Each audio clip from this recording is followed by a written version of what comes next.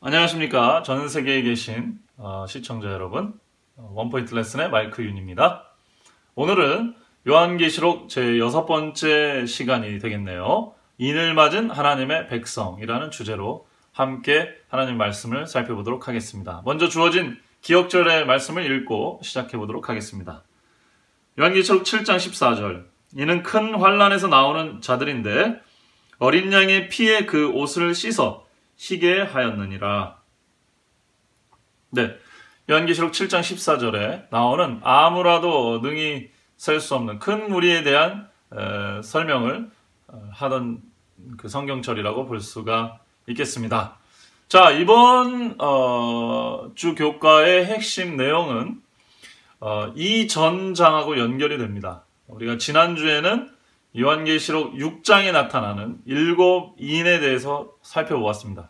요한계시록 6장에는 사실 7번째 인은 등장하지 않습니다. 6번째 인까지 등장하고 7번째 인은 7장 이후에 8장에서 다뤄지게 되어 있습니다. 요한계시록 7장이 이제 14만 4천과 아무라도 능히 셀 수 없는 큰 무리, 구원받은 무리에 대한 내용을 다루고 있는데요.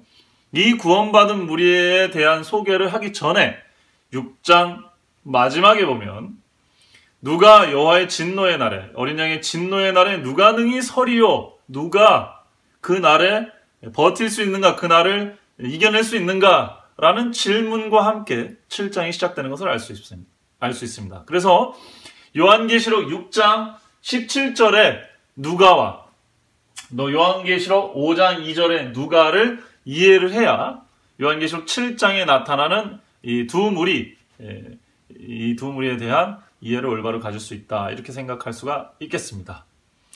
요한계시록 2장, 3장 교회에 대한 장이 넘어가고 4장, 5장에서는 하늘의 예배에 대한 얘기가 나옵니다. 하늘 예배에서 이 예배의 분위기를 깨는 질문이 하나가 있었는데 그것은 하나님께서 오른손에 들고 계신 7인으로 봉해진 두루마리 책을 누가 과연 그 책을 열거나 떼거나 할 수 있겠는가? 라는 질문이었습니다. 그게 요한계시록 5장 2절에 나타납니다. 그거에 대한 대답으로 유다지파의 사자, 어린 양 되신 예수 그리스도가 이겼기 때문에, 승리하셨기 때문에 그 임봉된 두루마리를 뗄 수 있다라고 기록하고 있습니다. 자, 그 다음에 그 임봉된 두루마리를 다 열고 나니까 전쟁이 준비된 거잖아요. 예수 그리스도께서 승리하셨고 또 승리를 하시려고 하는 이 세상 역사를 마무리 짓는 전쟁에 대한 권한을 그 문서를 열므로써 받으셨다는 것을 알 수가 있겠습니다. 그러면서 그 마지막에 요한계시록 6장 마지막 부분에 누가 이 여호와의 진노의 날에 능히 설 수 있는가라고 질문을 했습니다. 요한계시록 5장 2절에서 질문했던 것과 같은 원리죠. 누가 이 문서를 뗄 수 있는가라는 질문한 이유는 사람들이 이 몸을 집중해서 바로 예수 그리스도가 승리하신 예수 그리스도가 그 문서를 뗄 수 있는 권한이 있다라는 얘기를 하려고 했던 것이고요. 두 번째로 누가 그 권능의 날에 진노의 날에 누가 능히 설 것인가 라는 얘기를 하면서 질문을 던진 이유는 뭐겠습니까? 요한계시록 7장에서 어떤 사람들이 그 날에 서서 구원을 받을 수 있는가? 그래서 구원받는 사람들에 대한 이야기를 하려고 그런 질문을 했던 것이죠. 그래서 극적으로 요한계시록 7장에서는 하나님의 인을 맞은 구원받은 백성들에 대한 이야기가 등장한다. 이렇게 정리를 해볼 수가 있겠습니다. 우선 이 14만 4천에 대한 이야기를 좀 정리를 해봐야 될 것 같은데요. 이 14만 4천은 이스라엘의 12지파에서 이렇게 12,000명씩 불러 모아진 하나님의 인을 받은 그런 존재들인 것처럼 설명이 되어 있습니다. 그래서 이것을 문자 그대로 받아들일 경우 하나님의 구원받은 백성의 수가 딱 14만 4천으로 정해졌다는 것도 문제가 될 뿐만 아니라 지금 어떻게 보면은 이스라엘의 그 지파들이 제대로 남아있지가 않을 텐데 그 중에서 딱 그 12,000명씩만 구원받는다는 것도 사실 말이 되지가 않겠죠. 그래서 14만 4천은 당연히 어떤 상징적인 어떤 것을 의미하는 그런 숫자로 볼 가능성이 굉장히 큽니다. 그럼에도 불구하고 14만 4천이라는 얘기가 요한계시록 14장에도 동일하게 등장을 하고 매우 중요하게 다뤄지기 때문에 이 주제는 우리에게 굉장히 의미 있게 다가오는 것 같습니다. 재림교회 주석에서 요한계시록 7장에 나오는 14만 4천과 또 아무라도 능히 셀 수 없는 큰 무리가 같다라고 얘기하는 이유는 무엇일까요? 일반적으로 계시록에 보면은 하나님 예수 그리스도의 모습을 어쩔 때는 유다 지파의 사자, 라이온이라고 표현을 하는 경우도 있고 또 실제로 보니까 또 어린 양으로 표현되는 경우들도 있고 이렇게 보는 각도에 따라서 같은 대상이지만 굉장히 다른 모습을 보여줄 때가 있습니다. 그래서 요한계시록 7장에서도 입 맞은 자의 수를 들으니 14만 4천이라 이렇게 얘기를 하고 또 다시 보니 아무라도 능히 셀 수 없는 큰 무리가 나왔다. 그래서 들을 때는 14만 4천으로 들었고 실제로 보니까 요한이 눈으로는 카운트를 할 수 없을 정도로 굉장히 많은 숫자의 사람들이 나왔다. 이 둘을 좀 종합해서 환란의 날에 여호와의 진노의 날에 설 수 있는 사람들이 나타날 것이다. 이런 식으로 해석하는 것이 건강하다고 보기 때문에 재림교회는 그러한 신학적 입장을 띠고 있습니다. 요한계시록 7장 14절과 15절의 말씀에 보면 내가 가로되 내 주여 당신이 알리이다 하니 그가 나더러 이르되 이는 큰 환란에서 나오는 자들인데 어린 양의 피에 그 옷을 씻어 휘게 하였느니라. 그러므로 그들이 하나님의 보좌 앞에 있고 또 그의 성전에서 밤낮 하나님을 섬김에 보좌에 앉으시니가 그들 위에 장막을 치시리니. 요한계시록 7장 14절 15절의 말씀입니다. 여기 보면 이 능히 셀 수 없는 구원받은 흰옷을 입은 큰 무리는 여호와의 보좌 앞에 서서 여호와를 섬긴다 이렇게 기록이 되어 있는데 여기 보면은 성전에서 그의 성전에서 밤낮 하나님을 섬긴다 이렇게 되어 있습니다. 성전에서 밤낮 하나님을 섬기는 사람들은 누구이죠? 제사장이죠. 그러면은 요한계시록 1장에서 또 요한계시록 5장에서 다뤄졌던 대로 이스라엘을 하나님께서 구원하시는데 뭐를 삼으시려고요? 나라와 제사장을 삼으시려고 제사장 나라, 제사장 민족을 삼으시려고 피로 구원하셨다라는 얘기와 일맥상통하게 됩니다. 이 아무라도 셀 수 없는 큰 무리가 흰옷을 입고 하나님의 성전에서 섬기는 장면은 마치 이스라엘 백성이 피로 유월절 피로 애굽에서 구원받은 다음에 시내산에 모여서 레위인을 하나님의 제사장 민족을 예수 그리스도 그 어린 양의 피로 성별을 하고 법궤를 받아 언약궤 안에 넣고 성막을 만들고 하나님이 그 위에 쉐키나의 임재로 임하시는 장면과 아주 동일한 장면이라고 볼 수가 있겠습니다. 14만 4천에 대한 이야기는 요한계시록 14장에도 기록되어 있습니다. 요한계시록 14장 1절에 보면 또 내가 보니 보라 어린 양이 시온산에 섰고 그와 함께 14만 4천이 섰는데 그의 이마에 어린 양의 이름과 그 아버지의 이름을 쓴 것이 있더라. 4절입니다. 이 사람들은 여자로 더불어 더럽히지 아니하고 정절이 있는 자라. 어린 양이 어디로 인도하든지 따라가는 자며 사람 가운데 구속을 받아 처음 익은 열매로 하나님과 어린 양에게 속한 자들이더라. 요한계시록 14장 4절의 말씀, 1절과 4절의 말씀이었습니다. 네, 이 어린 양은 요한계시록이 22장인데 한 장에 한 번꼴 이상으로 어린 양이라는 단어가 더 많이 나옵니다. 요한계시록은 어린 양에 대한 책이죠. 그래서 요한은 요한계시록 이후에 요한복음을 기록하면서 세상 죄를 지고 가는 하나님의 어린 양을 보라라고 하는 침례 요한의 메시지를 굉장히 중요하게 생각하고 기록했습니다. 그리고 예수님이 십자가에 달려 돌아가시는 장면에서도 유월절 어린 양이 양 잡는 시각에 유월절 어린 양이 뼈가 부러지지 않는다는 것을 이야기하면서 예수님께서도 다리가 부러지지 않고 돌아가심을 언급하고 있습니다. 요한계시록에서도 마찬가지입니다.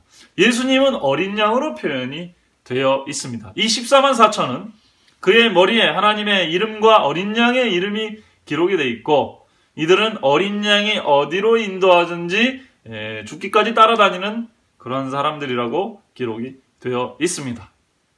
자, 이 이야기를 정리를 한번 해보시면, 예수님은 그의 피로 이 하나님의 백성을 구원해서 제사장 민족을 만들려고 했습니다.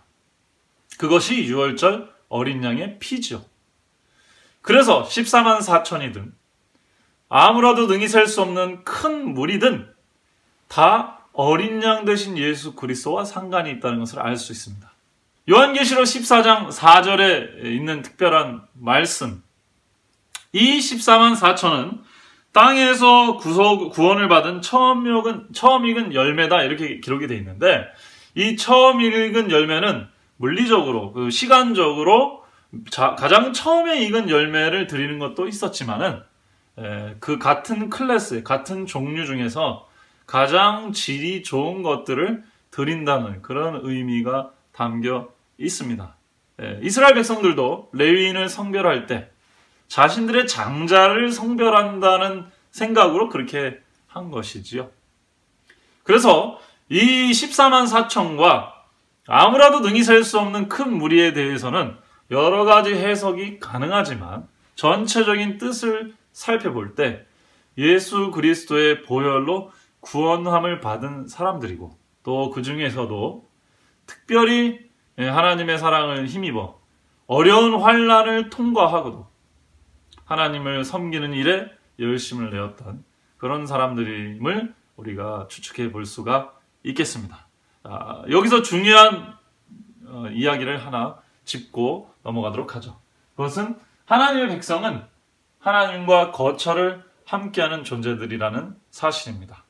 요한계시록 7장 15절 그리고 16절에 보면 그 말씀을 우리가 이해할 수가 있겠습니다. 하나님의 백성은 하나님의 성전에서 밤낮 그를 섬기고 하나님은 그들 위에 장막을 치신다, 그렇게 기록이 되어 있습니다. 하나님은 하나님의 성전에서 섬김을 받으면서 동시에 하나님의 백성들을 덮어주신다, 이렇게 표현이 되어 있고요. 17절 말씀해 보면, 이는 보좌 가운데 계신 어린 양이 저희의 목자가 되사 생명수 샘으로 인도하시고 하나님께서 저희 눈에서 모든 눈물을 씻어 주실 것이미로라, 이렇게 기록되어 있습니다. 그 하나님의 거처 안에서 예수 그리스도는 이 백성들을 생명수로 인도하실 것이고, 하나님은 그 백성의 눈물을 씻어준다, 그렇게 기록이 되어 있습니다. 생명수는 뭘까요? 성령으로 기록된 것들도 있고 하나님의 사랑으로 표현된 데도 있습니다. 그 생명수 물을 마시는 것과 하나님이 이 백성들의 눈에 눈물을 씻어주는 것은 다른 얘기가 아니겠죠. 하나님의 피로, 예수 그리스도의 피로 구원받아서 나라와 제사장이 된 백성들의 삶을 의미하는 것입니다. 하나님께서 왜 제사장을 뽑고 나에게 대하여 제사장 민족이 되라고 얘기하셨을까요? 하나님이 할 일이 너무 많으니까 너네들이 그 일을 좀 대신해줘 라고 생각하시면 오산일 겁니다. 하나님은 하나님의 사랑하는 백성들과 가장 가까이 있고 싶으셨던 것입니다. 그래서 거처를 함께 하고 싶었던 것입니다. 그래서 하나님 가장 가까이에서 일을 도와줄 수 있는 사람으로 죄를 짓고 타락했지만 예수 그리스도의 보혈을 통해 구원받은 지구인들, 구원받은 죄인들을 하나님께서 제사장 민족으로 선택을 하셨던 것입니다. 그들이야말로 하나님 가장 가까이에서 하나님을 찬양할 수 있고 가장 즐거운 마음으로 하나님의 사역에 동참할 수 있기 때문에 그런 것입니다. 그래서 예수 그리스도로 표현된 어린 양을 바짝 쫓아다니는 사람들은 바로 예수 그리스도를 통해 극적으로 구원받은 사람들이 아닐까 생각합니다. 야곱이 형의 그리고 아버지의 재산 그리고 장자권을 탈취하려다가 실패했습니다.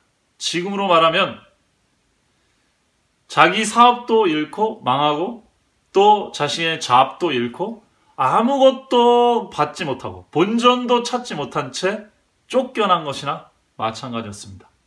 여러분들이 아시는 대로 창세기 28장에 보면 야곱은 자기 어머니의 고향으로 도망가던 길에 밤이 되어서 길에 있는 아무 돌이나 붙잡고 머리를 기대어 잠을 청할 수밖에 없는 그런 신세로 전락하게 되었습니다. 그때 하나님께서 뭘 보여주셨나요? 하늘과 땅이 끊어지지 않았음을 징계를 통해서 보여주셨고, 그 징계, 사닥다리 위로 천사들이 오르락 내리락 하는 모습을 보여주셨습니다. 그 다음에 하나님께서는 그 위에 서셔서 야곱에게 하나님의 약속, 어디로 가든지 하나님께서 야곱을 떠나지 않고 야곱에게 축복을 해주겠다라는 약속을 해주셨습니다.